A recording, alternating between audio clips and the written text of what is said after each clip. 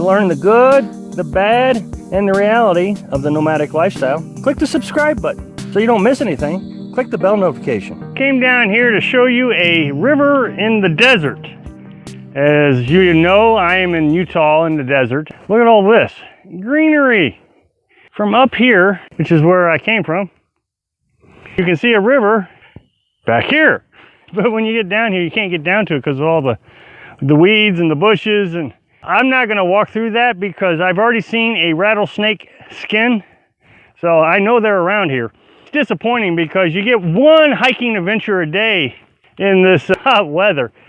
And beyond that, you just can't. So I've wasted my one-day hike hoping to see a river, show you a river that I can't show you. In this little canyon down here, and I got to climb back up there. So that's going to be fun. So the other day, someone asked me how my camper is doing in this desert heat. And I know that may sound like a strange question to folks who are new to my channel. Back into what, March? I guess it was March or April. I put coroplast over my camper shell. It's a plastic material.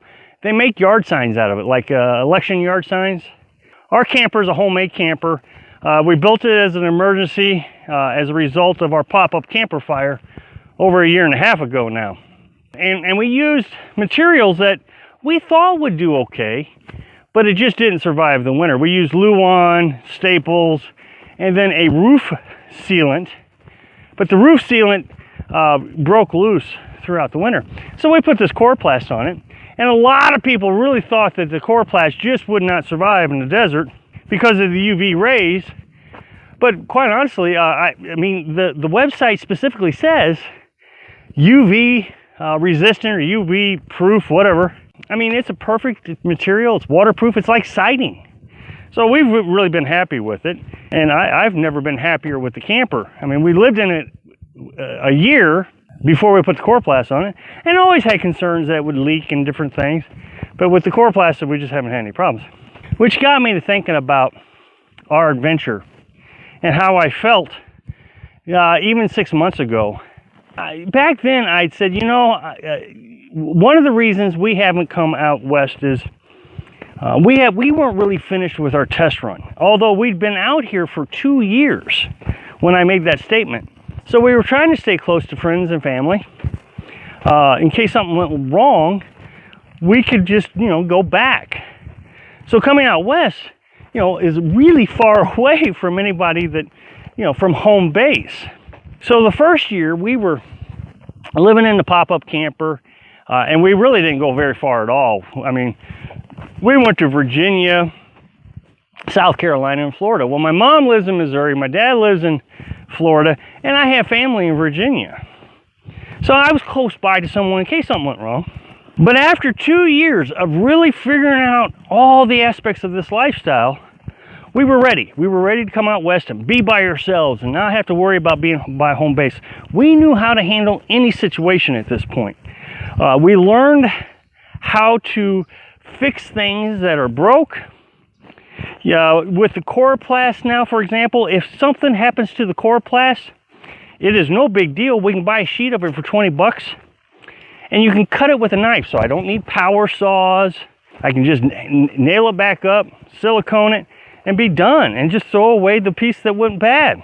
Whereas with Luan and 2x4s and metal and aluminum, you'd have had to have special and power equipment to make that work. So it really took a lot of trial and error to figure out what was going to be easy to fix out here with really no resources. You also have to learn how to protect yourself. Now, I know so many people, and again, I am not against firearms. I'm not. I just don't talk about them because I don't want to make it part of the lifestyle. I'm not a firearms instructor, so I don't want to make this your only thing you can do is have a firearm. No, because there's so much more you can do long before you have to have a firearm. And so like last night, I'm going to try to compare this to how we felt our long-term test run before we actually got rid of the house.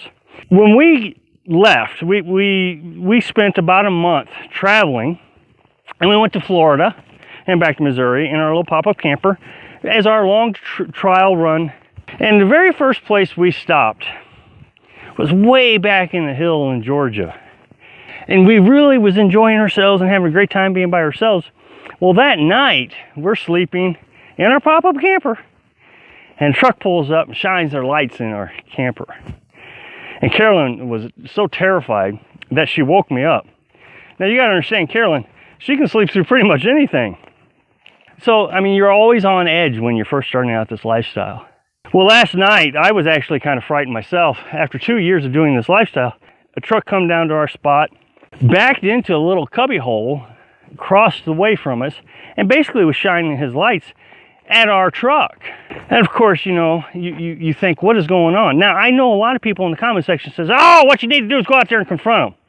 I really feel like after 2 years that I've learned the best way to handle problems like this. And the best way to handle problems like this is leave them alone until you have to address it. That guy sitting in his truck, yeah, he was an annoying problem. But in the end, he didn't do anything. So what did I do? I sat in my camper and I watched him. I looked out the window and I just watched. I watched for movement. I watched for anything might be flickering in the truck. I just was patient. Then I decided, well, maybe the best thing to do is turn on a light to let him know that we're in here and we're not, you know, going to be victims. And so I turned on the light, and sure enough, what did he do? He put it in drive and he left. So I don't know what he was doing. It was frightening. But in the end, I didn't have to go out there and just go guns a-blazing. I got a firearm. I know what I'm doing. Well, I have a light, and it drove him off. And that was the important thing. So you have to learn that sometimes no action is the most powerful action. And so you learn all these things as you go through the adventure. I've talked about this before. I talked about this guy who just sat down at our picnic table. And I didn't know what he wanted to do or what he was trying to say or what. He would just...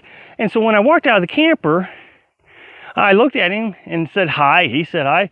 And then I went back in the camper because I just could not figure out why he was sitting there. Well, so many people told me, well, you should have went over there and talked to him and tell him to get out of your campground. Well, what ended up happening was I went in the camper, we watched him, and he called us a bad name, which is not a reason to shoot someone, and he walked away. Never saw him again, never had another problem with him.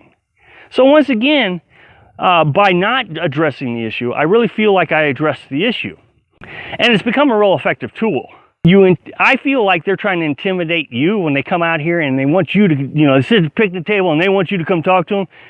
Don't feed into their behavior. And so last night when I turned on the light, he recognized that I wasn't going to feed into his behavior. Or he got worried, he got scared, I intimidated him. It might have been just some guy coming down to do his little illegal activities, or a young teenage couple who didn't realize there was a truck parked over there, whatever the case is. But there was no reason to go yelling and screaming at somebody that so many people tell me that's what they would do. Thanks for watching. Click like if you like the video, and happy travels.